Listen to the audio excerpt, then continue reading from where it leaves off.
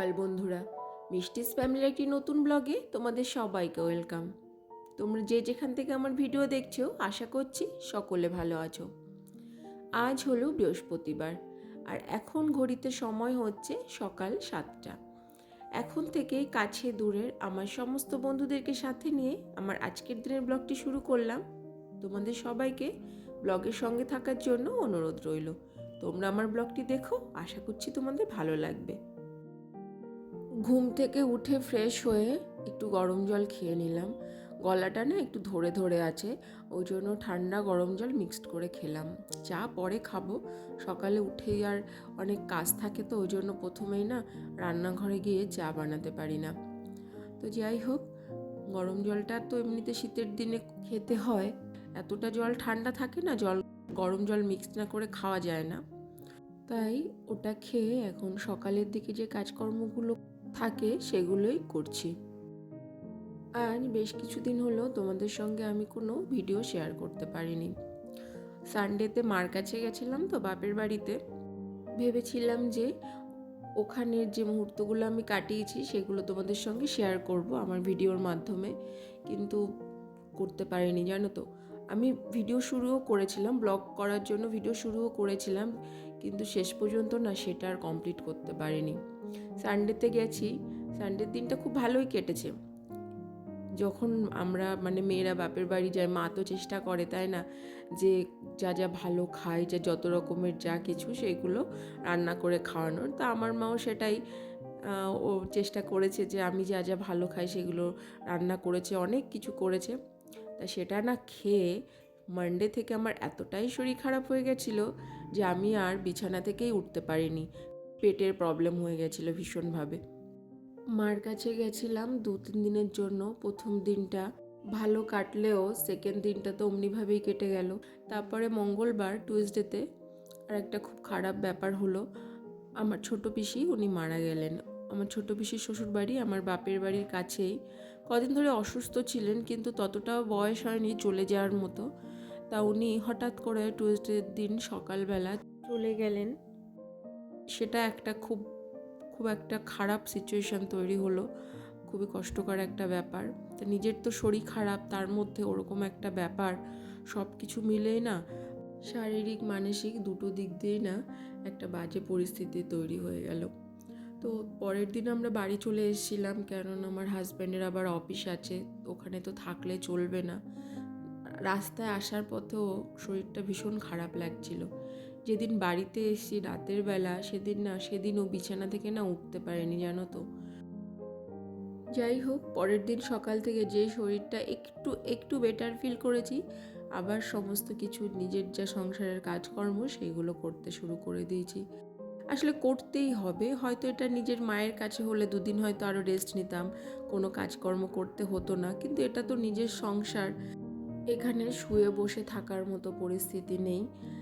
তো যাই হোক, সকালের দিকে উঠে তারপরে ঘর ঝাড়ু টাড়ু দেওয়া হয়ে গেছে, ছেলে ঘুমোচ্ছে, তাই এখনও বিছানাটা তুলতে পারিনি। তারপরে গাছগুলোতে জল দিতে এসেছি।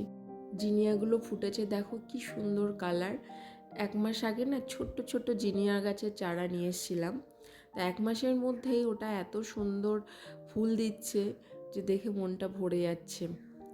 শীতকালটা এমনিতে আমার খুব একটা পছন্দের সময় নয়, কিন্তু এই ফুলগুলো দেখলে না শীতের সময়টা ভালো লাগে।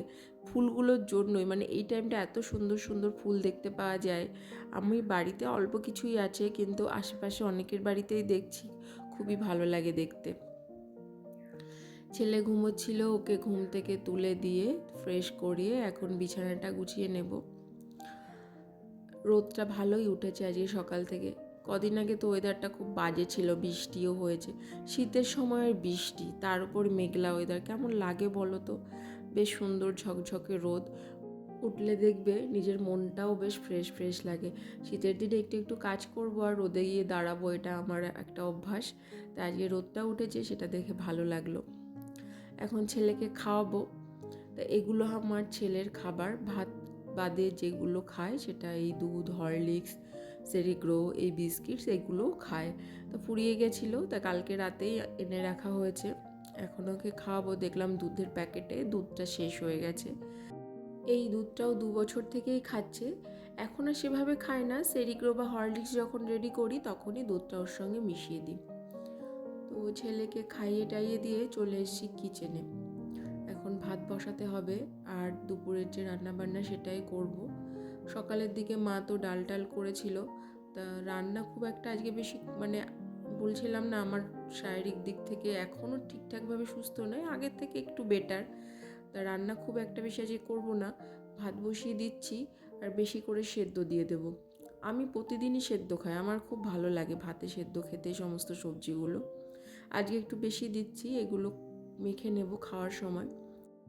সকালের দিকে চা বিস্কুট খেয়েছিলাম, এখন টিফিন করব, তার জন্য না একটা ডিম ভেজে নিলাম। মা ডাল করেছিল তো সেটা দিয়ে মুড়ি দিয়ে আর এই ডিম ভাজা দিয়ে সকালের টিফিনটা করে নিলাম। আর এখন তরকারি বসিয়ে দিয়েছি, বিন আলু আর টমেটো দিয়ে একটা মাছের ঝোল করব। আজ বাজার থেকে আনা হয়েছে কাতলা মাছ আর পার্শে মাছ, তা পার্শে মাছটা ভাজা রাখা হয়েছে আর কাতলা মাছটা দিয়ে তরকারিটা করলাম। আর এই দেখো আজকে রান্না হয়েছে ডাল, পালং শাক, আলু, এটা আমি করেছি, সেটা তোমাদের সঙ্গে শেয়ার করা হয়নি ভিডিওটা, আর মাছের ঝোল আর সেদ্ধ ভাত, মোটামুটি এগুলোই রান্না করা হয়েছে। তারপর এখন রান্নাঘরের কিছু কাজকর্ম আছে, সেগুলো সব করে চলে যাব আবার ওপরে। আসলে কিছু কিছু কাজকর্ম আছে যেগুলো দেখবে আমাদের না করলেই নয়, যেগুলো না করলে আমাদের জীবনটা পুরো অচল হয়ে যাবে। সে যতই পরিস্থিতি খারাপ হোক না কেন বা আমাদের শারীরিক দিক থেকে আমরা অসুস্থ থাকি না কেন, যাই হোক আমাদের সেই কাজগুলো করতেই হয়। যেমন রান্না করা, বাচ্চা থাকলে বাচ্চার দেখাশোনা করা, আরও সংসারের টুকিটাকি কাজ, যেগুলো একদম করতেই হবে প্রতিদিনকার জীবনে। অন্যদিন দেখো তোমাদের সঙ্গে আমি শেয়ার করি যে আমি ক্লিনিং ডাস্টিং যা যা করি সব করছি, কিন্তু আজকে না সেগুলো করতেই পারলাম না। কর্ম ছাড়া সত্যিই আমাদের জীবন চলে না। আর আমি নিজে যেদিন থেকে মা হয়েছি সেদিন থেকে শারীরিক অসুস্থতা কি জিনিস সেটা ভুলেই গেছি। আসলে কাজের চাপে অসুস্থ হচ্ছি, মেডিসিন খেয়ে, আবার দরকারি কাজ যেগুলো সেগুলো সবই করতে হচ্ছে। তো যাই হোক, তোমাদের সঙ্গে অনেক কথাই শেয়ার করলাম আমি। আমাদের কাজের দিদি না দুদিনের জন্য ছুটি নিয়েছে, ও আসলে তো এই ঘর মোছার কাজটা আমার করতে হয় না।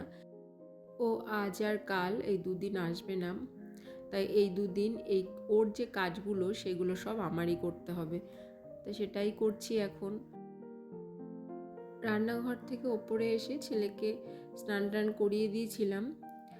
এখন এই ঘরটার মোছা হয়ে গেলে এরপর আমি স্নানে যাব।